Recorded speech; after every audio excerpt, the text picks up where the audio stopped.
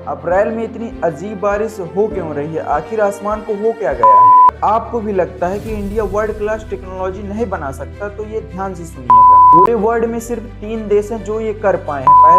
नमस्कार दोस्तों, मैं आपको स्वागत करता हूं हाफ हफ्ता शो के एपिसोड 10 में। तो चलिए न्यूज का सिलसिला शुरू करते हैं। अप्रैल में इतनी अजीब बारिश हो क्यों रही है? आखिर आसमान को हो क्या गया है? आइए बिना किसी फालतू रूमर्स के समझते हैं बारिश के पीछे का साइंस। भारत से हजारों किलोमीटर दूर मेडिटेरियन सी के आसपास गर्म और ठंडी नमी हवाओं के टकराने से आसमान में एक घूमता हुआ चक्कर बन जाता है, जिसे हम वेस्टर्न डिस्टरबेंस कहते हैं। और फिर ये चक्कर वेस्ट से ईस्ट ट्रेवल करते हुए ईरान, अफगानिस्तान, पाकिस्तान होते हुए नॉर्थ इंडिया में आ जाता है और फिर नॉर्थ इंडिया में हिमालय से टकराता है, जिसके कारण से वो ऊपर चला जाता है और फिर हवा और ठंडी हो जाती है और फिर बादल बन जाते हैं। इसी डिस्टरबेंस के कारण आप नॉर्थ इंडिया में बारिश देख रहे हैं और पहाड़ी इलाकों में बर्फबारी भी देखने को मिली।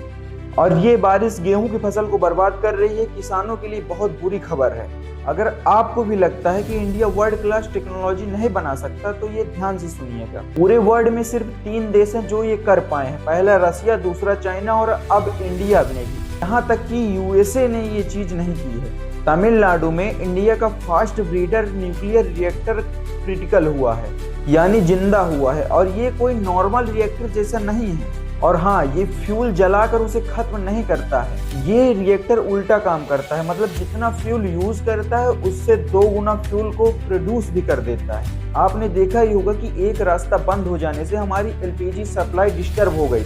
वैसे ही यूरेनियम के लिए डिपेंडेंसी हमें और कमजोर बनाती है। बट इंडिया के पास वर्ल्ड का लार्जेस्ट थोरियम रिजर्व है एंड ये रिएक्टर उसी चीज का दरवाजा है। ये होमी भाभा का वो सपना है जो उन्होंने 1950 में देखा था कि इंडिया अपने खुद के फ्यूल से खुद ही एनर्जी जनरेट करेगा एंड उसको यूज करेगा। वो सपना अब सच हो रहा है। एंड यस, ये कोई रिएक्टर नहीं है, ये आज़ादी का एक नया चैप्टर है। अब एक बहुत खतरनाक न्यूज आ रही है, ध्यान से सुनेगा। यूएस इजराइल ईरान वार के बीच की अब से कुछ ही देर में मिडिल ईस्ट में एक नया इतिहास शुरू होने वाला है, क्योंकि वो रात आ गई जिसमें होने वाली बर्बादी की वार्निंग ट्रंप 48 घंटे पहले ही दे चुके हैं। जो ट्रंप अभी तक ईरान को आजादी दिलाने की बात कर रहे थे, वो कह रहे whole civilization will die tonight, never to be brought back again. इससे आप समझ सकते हैं कि आप कुछ ही देर में विटनेस करने वाले हो आज तक का सबसे बड़ा वार क्राइम। इसकी शुरुआत ऑलरेडी हो चुकी है, क्योंकि डेडलाइन खत्म होने के 8 घंटे पहले ही यूएस ने यूरेन के सबसे मेन लोकेशन खर्ग आइलैंड पर मिसाइल छोड़ दी है। इस युद्ध को लगभग 40 दिन से ज़्यादा हो गए हैं और पहले लगा कि यूएस ने ईरान के लीडर को मार दिया, नेवी को भी उड़ा दिया और एक एक करके हर सिटीज में बॉम्ब बरसाए। ऐसे ईरान क्या ही कर पाएगा, लेकिन ईरान ने सबको गलत प्रूव करते हुए अपना इम्पैक्ट सबको फील करवा दिया है। इंडियन टाइम्स के अकॉर्डिंग आज रात को मिडिल ईस्ट से बहुत सारी दर्दनाक खबरें आपको देखने को मिलेंगी। इजराइल, जो कभी वार्निंग देकर अटैक नहीं करता है, उसने सीधा ईरान के लोगों को बोला है कि तुम ट्रेन से ट्रेवल मत करना, हम तुम्हारे ट्रैक और ट्रेन दोनों उड़ा देंगे। ट्रंप ने बोल दिया है कि ईरान के सभी पावर प्लांट और ब्रिजेस मिट्टी में मिल जाएंगे।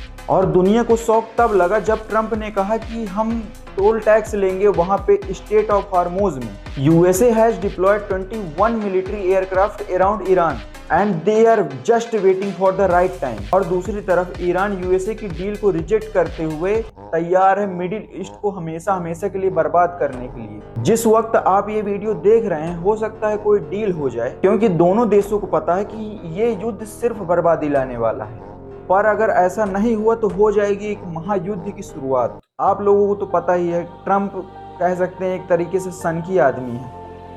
उनका कोई भरोसा नहीं है, कहाँ मिसाइल छोड़ दें, क्या कर दें, कोई भरोसा नहीं है। हाँ गाइस, वेस्ट बंगाल में चुनाव आने वाले हैं, तो वहाँ पर केंद्र सरकार ने सीआरपीएफ की बहुत सारी गाड़ियाँ भेज दी हैं। हर गांव के टोल बूथ में वो रहेंगी लोगों की सुरक्षा के लिए। तो ये थी कुछ तड़कती भड़कती न्यूज। तो ये था हाफ हफ्ता शो का एपिसोड 10।